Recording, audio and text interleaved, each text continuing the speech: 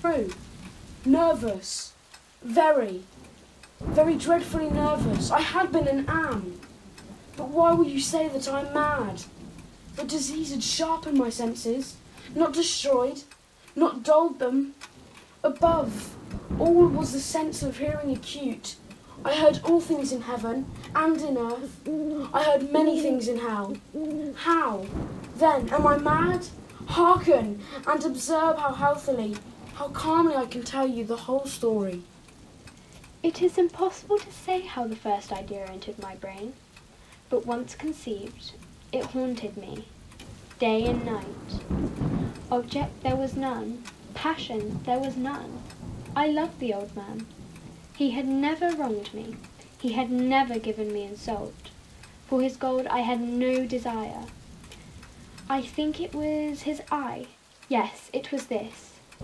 He had the eye of a vulture, a pale blue eye, with a film over it. Whenever it fell upon me, my blood ran cold, and so by degrees, very gradually, I made up my mind to take the life of the old man, and thus rid myself of the eye forever. Now, this is the point. You fancy me mad. Madmen know nothing, but you should have seen me. You should have seen how wisely I proceeded, with what caution, with what foresight, with what dissimulation I went to work. I was never kinder to the old man than during the whole week before I killed him. And every night, about midnight, I turned the latch of his door and opened it, oh, so gently. And then, when I'd made an opening sufficient for my head, I put in a dark lantern, all closed that no light shone out, and then I thrust my head in. Oh, you would have laughed to see how cunningly I thrust it in. I moved it slowly, very, very slowly, so that I might not disturb the old man's sleep. It took me an hour to place my whole head within the opening, so far that I could see him as he lay upon his bed. Ha! Would a mad man have been so wise as this? And then, when my head was well in the room, I undid the lantern cautiously, oh, so cautiously. Cautiously. For the hinges creaked. I undid it just so much that a single thin ray fell upon the vulture eye. And this I did for 7 long nights. Every night, just at midnight, but I found the eye always closed, and so it was impossible to do the work, for it was not the old man who vexed me, but his evil eye.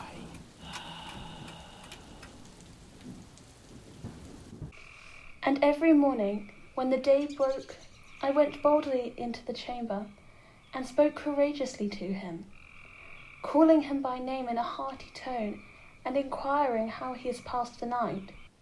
So you see, he would have been a very profound old man, indeed, to suspect that every night, just at 12, I looked in upon him while he slept.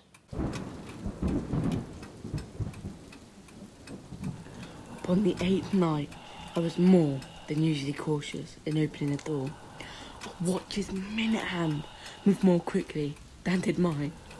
Never before that night had I felt the extent of my powers, my sagacity. I could scarcely contain my feelings of triumph to think that there I was, opening the door, little by little, and he not even the dream of my secret deeds and thoughts. I fairly chuckled at the idea, and perhaps he heard me, for he moved on the bed suddenly, as if startled.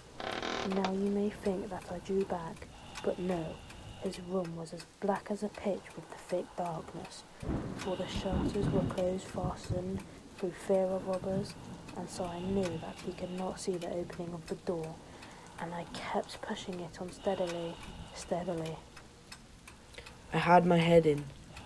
I was about to open the lantern when my thumb slipped upon the tin fastening, and the old man sprang up in bed, crying out, "Who's there?" I kept quiet still and said nothing. For a whole hour I did not move a muscle, and in the meantime I did not hear him lie down. He was still sitting up in bed, listening, just as I have done, night after night, hearkening to the death watches in the wall. Presently, I heard a slight groan, and I knew it was the groan of mortal terror. It was not a groan of pain or of grief. Oh no! It was the low, stifled sound that arises from the bottom of the soul, overcharged with awe. I knew the sound well. Many a night, just at midnight, when all the world slept, it has welled up from my own bosom, deepening with its dreadful echo the terrors that distracted me. I say, I knew it well. I knew what the old man felt, and I pitied him. Although I chuckled at heart, I knew that he had been lying awake ever since the first slight noise, when he had turned in the bed. His fears had been ever since growing upon him. He had been trying to fancy them causeless, but could not. He had been saying to himself, "It's nothing but the wind in the chimney. It's only a mouse crossing the floor, or it's merely a cricket which had made a single chirp." Yes, he had been trying to comfort himself with these suppositions, but he had found all in vain. All in vain, because death, in approaching him, had stalked with his black shadow before him and enveloped the victim, and it was the mournful influence of the unperceived shadow that caused him to feel, although he neither saw nor heard, to feel the presence of my head within that room. When I had waited a long time, very patiently, without hearing him lie down, I resolved to open a very, very little crevice in the lantern. So I opened it. You cannot imagine how stealthily, until at length a simple dim ray, like the thread of a spider, shot from out the crevice and fell full upon the vulture eye. It was open, wide open, and I grew furious as I gazed upon it. I saw it with perfect distinctness, all a dull blue, with a hideous veil over it that chilled the very marrow in my bones. But I could see nothing else of the old man's face or person, for I had directed the ray as if by instinct, precisely upon the damned spot. And have I not told you that what you mistake for madness is but over-acuteness of the sense? Now, I say, there came to my ears a low, dull, quick sound, such as a watch makes when enveloped in cotton. I knew that sound well too. It was the beating of the old man's heart. It increased my fury as the beating of a drum stimulates the soldier into courage. But even yet I refrained and kept still. I scarcely breathed. I held the lantern motionless. I tried how steadily I could maintain the ray upon the eve. Meantime, the hellish tattoo of the heart increased. It grew quicker and quicker, and louder every instant. The old man's terror must I am. And now, the dead hour of the night, amid the dreadful silence of that old house, so strange a noise as this excited me to uncontrollable terror. Yet, for some minutes longer I refrained and stood still. But the beating grew louder. I thought the heart must burst, and now a new anxiety seized me.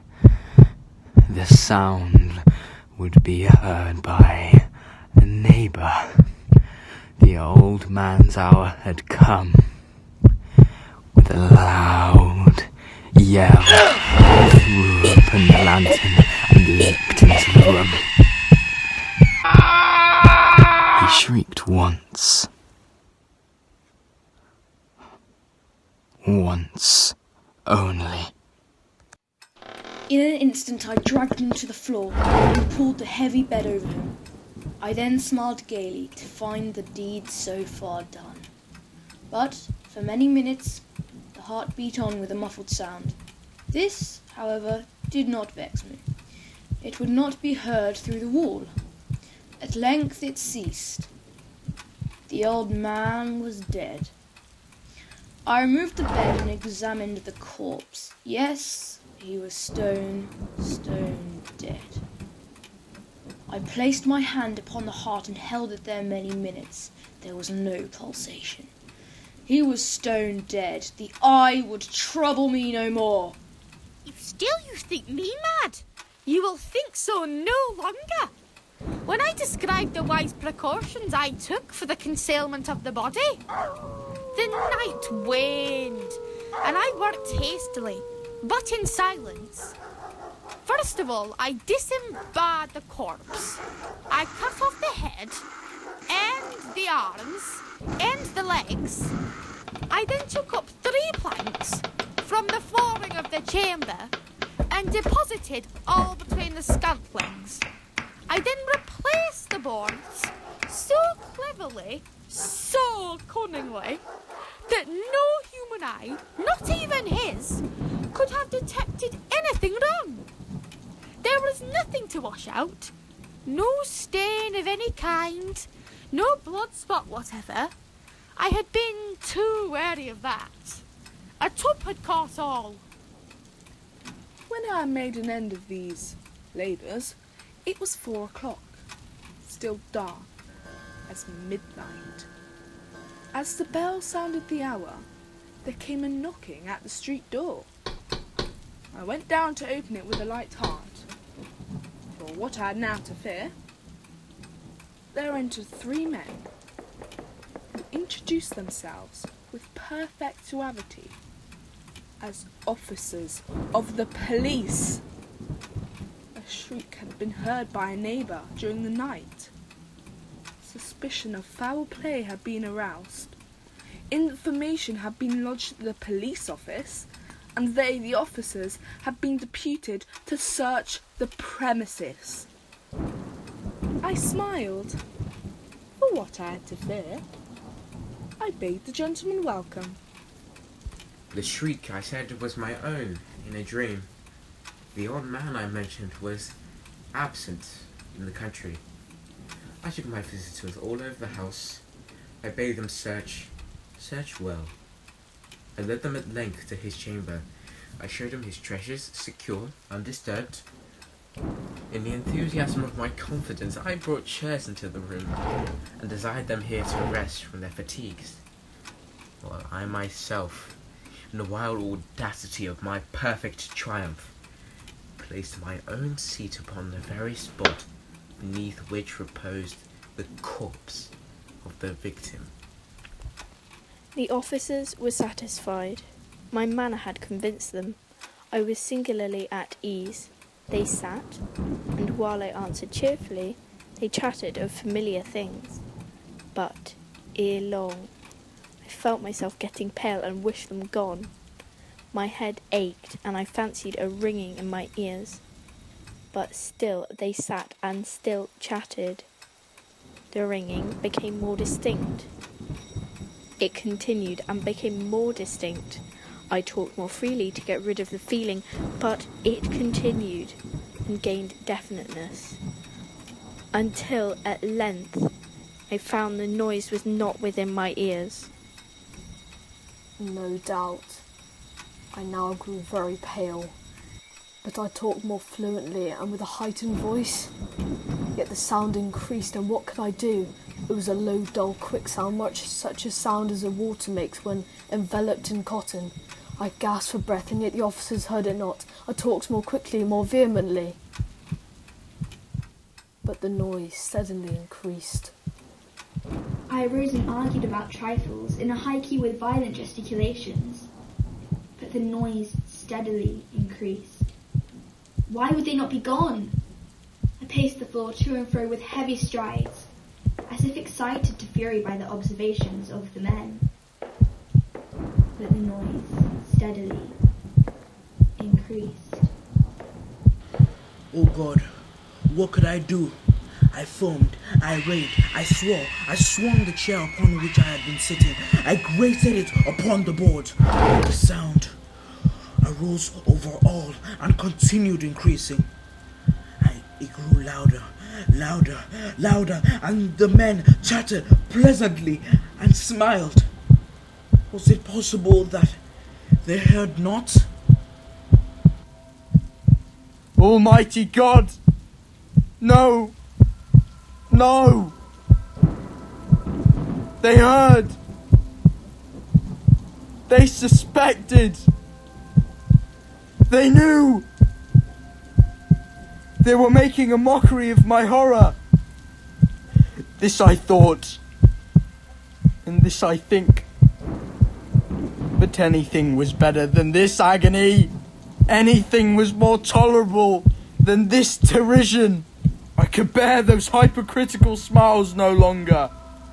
I felt that I must scream or die. And now, again. Hark! Louder! Louder! Louder! Louder! Villains! I shrieked. Dissemble no more. I admit the deed. Tear up the planks here, here. It is the beating of his hideous heart.